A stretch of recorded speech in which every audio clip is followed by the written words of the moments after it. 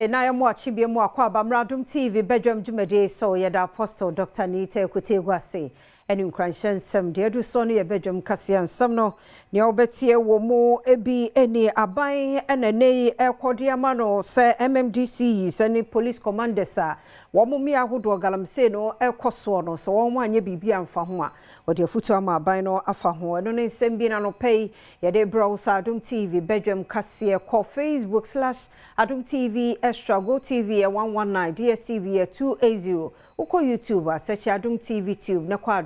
online.com semini sembebre ewo ho midini afia amankwa tamaklo afia ni die mientie se den semni chemo ankasa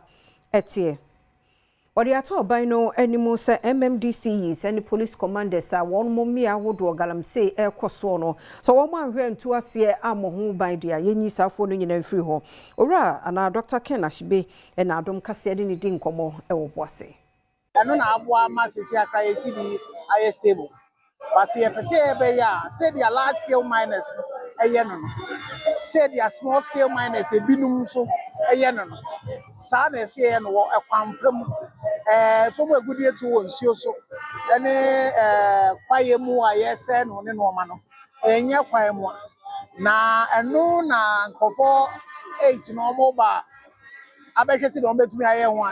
ebi ekowuye nti ebe hia pa se ye behwese de ebe ya sa fomo agudi ayentu no kwampa so yenja gala ne kra ye frɛ no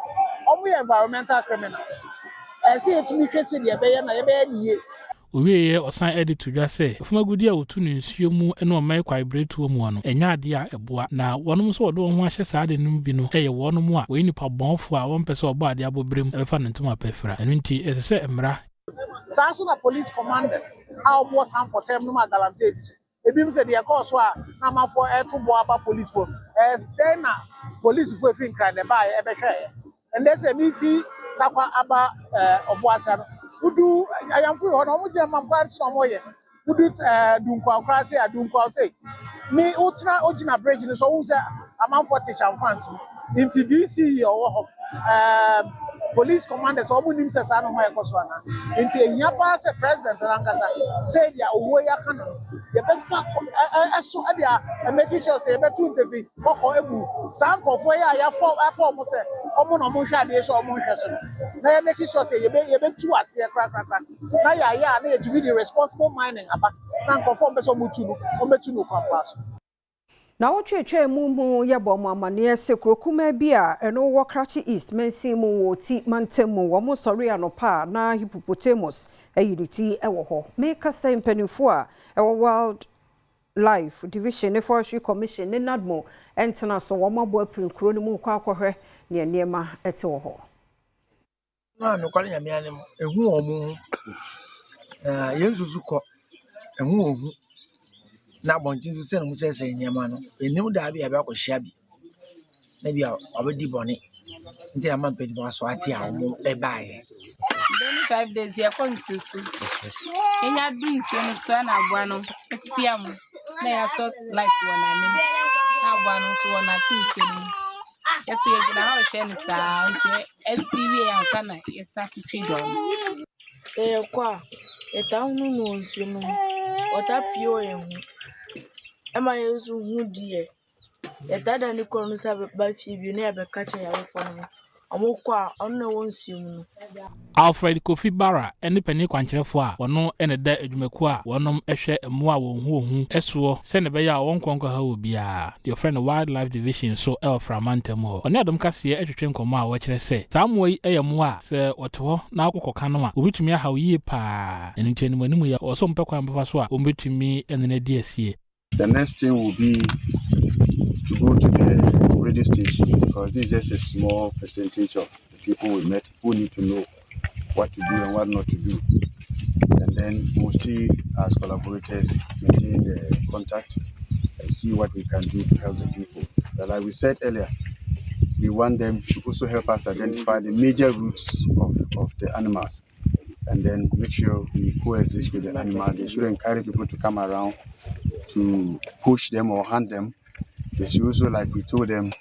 reduce going to fishing in the night. Jonathan Junu ena Krachi East Mensini mu ayepani kwankyerefo a ohwe atorenche maboafo ho nsam so na ode atodwa se wonum aba behwe ohawa omanfo no enamu ene efrisa boy bepi mpatam ho no sene omu daada setena mu akwakoya omagye ho nsemise nyina ya okwakotu ho anamo sisia no wonse afina ya behwe ne ekọsụ wa ha na se nima na abụọ na eseye enti ye no ya betwa reports na ye dia koma assembly ene ye mpenifuo na emo bia e wo ho no ebeba na ye dia ma kuafo na mo ha ba ne ehia ye pa ne se wo se obia ebo no ho ban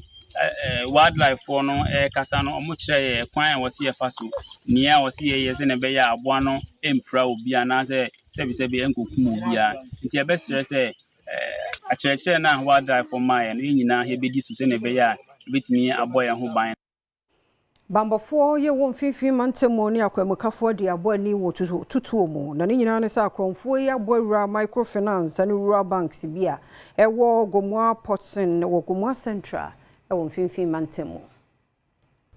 Aposifo omo mfimfi mantem ene de abetudwa se wonum ehwe akromforemfo bia wonum edisi agan edi etututu ho akwani aba wabra sa nipa bonfo yi epesen go wonum ebobawura microfin rural bank enu wogomu apomaje mfimfi mantem akwakodi wondwirem na wonum kiremu a ahomache donko bopan hu simaduonum enum enyanteye ese akromforemfo yi abawura sikakrabia honum a omuti motorbike so ekwakowia won sika osifo se wote yape ena wonum ebo modin epini ho a hunu se akromforemfo ehunu wonti wahase yese woto wontu posifo nso etututuo yi bi ema represent go betumi enya bi nanso enya de a omu etumi nya obia konferenfo echekere abamofo a womu wo sikakora bia hoyi eto ho no mu a no waye ho hwea enye Chief Inspector Isaac Enti kiremu a akromfo etumi enya wontri edidi mu abro hu se aposifo ahodin ekura won no enya de obetumi ne won esi agen enema bia aposifo nya ho bi eye etu aboba yi mienu afei nade akese yi bi ena omu ese hunu asrada aba